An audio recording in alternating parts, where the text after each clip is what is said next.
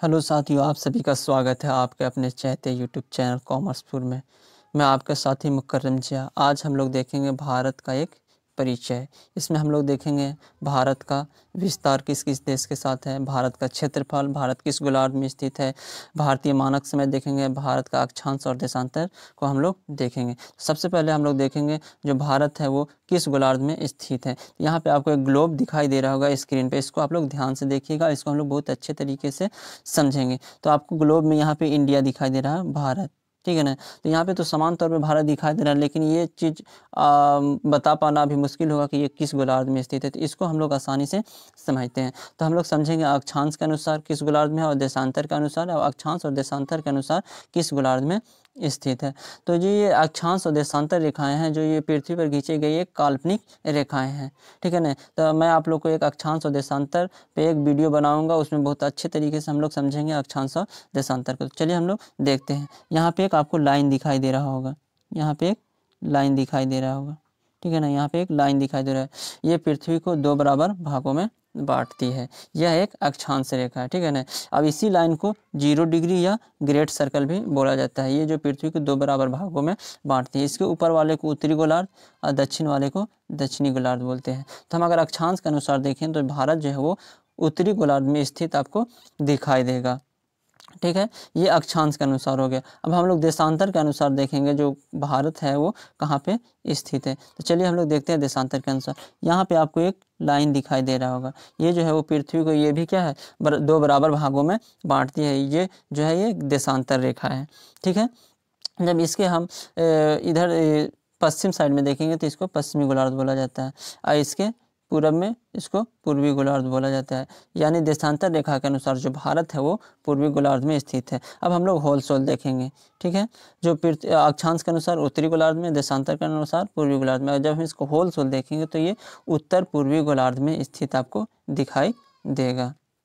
उम्मीद करते हैं कि ये आपको अच्छे तरीक़े से समझ में आ गया होगा। अब हम लोग देखते हैं कि क्षेत्रफल के अनुसार भारत का कौन सा स्थान है। तो क्षेत्रफल के अनुसार जो भारत का है वो 7वां स्थान है, 7वां स्थान रखता है क्षेत्रफल के अनुसार। तो इससे 6 बड़े देश को हम लोग देखेंगे कि कौन कौन सा देश है, इससे 6 बड़ा देश। तो सबसे पहला रूस है, दूसरा कनाडा, तीसरा चाइना, चौथा यूनाइटेड स्टेट संयुक्त राज्य अमेरिका, 5वां ब्राज़ील, 6ठा ऑस्ट्रेलिया और 7वां भारत, ठीक है। तो जो भारत है विश्व में क्षेत्रफल के अनुसार 7वां स्थान है। तो प्रथम रूस का हो गया, दूसरा कनाडा का, तीसरा चाइना का, चौथा यूनाइटेड स्टेट यानी संयुक्त राज्य अमेरिका का, 5वां ब्राज़ील, 6ठा ऑस्ट्रेलिया। मैं आप लोग को एक कॉन्टिनेंट पर भी वीडियो बनाऊंगा, उसमें हम लोग देखेंगे कि कौन सा कॉन्टिनेंट सबसे बड़ा, छोटा, और सारे कॉन्टिनेंट के विशेषता को हम लोग देखेंगे। तो ये चीज़ उम्मीद करता हूँ कि ये चीज़ भी आप लोग को अच्छे तरीक़े से समझ में आ गया होगा।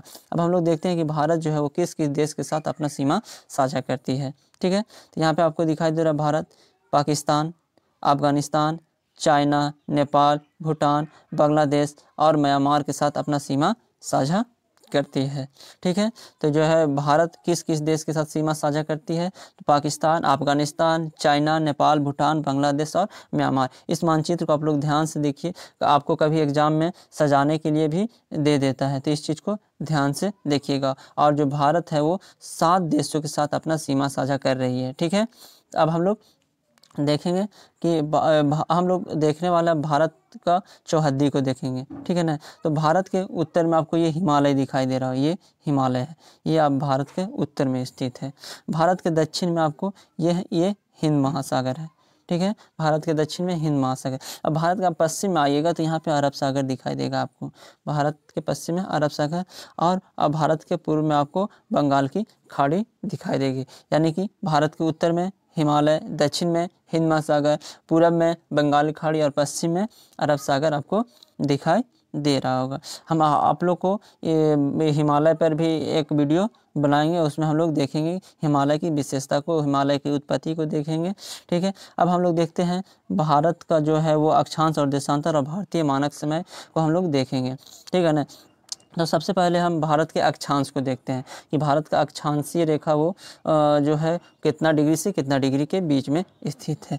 तो भारत जब इसको देखिएगा तो इसके पश्चिम को ध्यान से देखिए, यहाँ पे आपको 68 डिग्री 7 मिनट दिखाई दे रहा होगा, यहाँ पे 68 डिग्री 7 मिनट और यहाँ पे इसके पश्चिम में आप पूरब में देखेंगे तो 97 डिग्री 25 मिनट दिखाई दे रहा है। यानी जो भारत का अक्षांशीय विस्तार है वो 68 डिग्री 7 मिनट से 97 डिग्री 25 मिनट के बीच में है। यानी 68 डिग्री 7 मिनट पूरब से 97 डिग्री 25 मिनट पूरब में स्थित है। जब हम लोग अक्षांश और देशांतर को देखेंगे तो उसमें बहुत अच्छे तरीके से हम लोग इसको देखेंगे। उसमें भी हम लोग वहाँ पर भी हम लोग देखेंगे भारत का अक्षांश और देशांतर को। इसीलिए हम यहाँ पे आप लोग को बहुत कम इन्फॉर्मेशन अक्षांश और देशांतर के बारे में दे रहे हैं, ताकि जो अक्षांश और देशांतर देखेंगे उसमें हम लोग पूरे तरीक़ा से देखेंगे। यह तो हम लोग अक्षांश देख लिया। अब देशांतर के बारे में देखते हैं। तो यहाँ पर दिखाई दे रहा होगा दक्षिण में 6 डिग्री 4 मिनट, यानी 6 डिग्री 4 मिनट से आपको 37 डिग्री 6 मिनट के बीच ये देशांतर, यानी भारत का जो देशांतरीय विस्तार है वो 6 डिग्री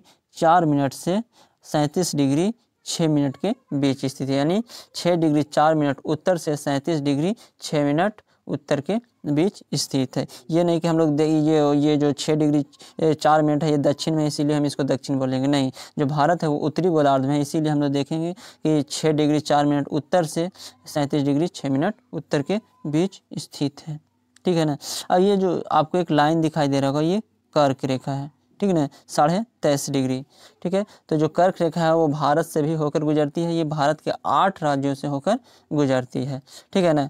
तो भारत की कौन कौन से 8 राज्यों से होकर गुजरती है इस चीज़ को हम लोग देखेंगे। तो देखते हैं, सबसे पहला हम लोग देखते हैं गुजरात एक, दूसरा राजस्थान, तीसरा मध्य प्रदेश, चौथा छत्तीसगढ़, पाँचवा झारखंड, छठा पश्चिम बंगाल, सातवां त्रिपुरा तथा 8वां मिजोरम। यानी 8 राज्यों से होकर, भारत के 8 राज्यों से होकर कर्क रेखा गुजरती है। इस चीज़ को हम लोग देख ले। यहाँ पे आपको एक लाइन दिखाई दे रहा होगा, ये जो है ये भारतीय मानक समय है, ठीक है ना। ये जो भारतीय मानक समय है ये 82.5 डिग्री है, ठीक है।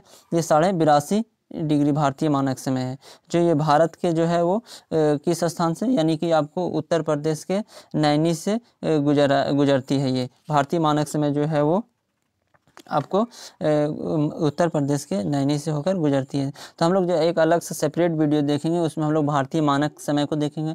उसमें भारत को जो भारतीय मानक समय कैसे ज्ञात किया। जब हम लोग अक्षांश और देशांतर को देखेंगे उसी समय हम लोग देखेंगे भारतीय मानक समय को भी देखेंगे कि भारत में जो है उस समय का गणना किस अनुसार किया जाता है। तो मैं उम्मीद करता हूँ कि ये सारा चीज़ आप लोग को समझ में आ गया होगा। चलिए आज के लिए इतना ही। अब हम लोग मिलते हैं अगले वीडियो में।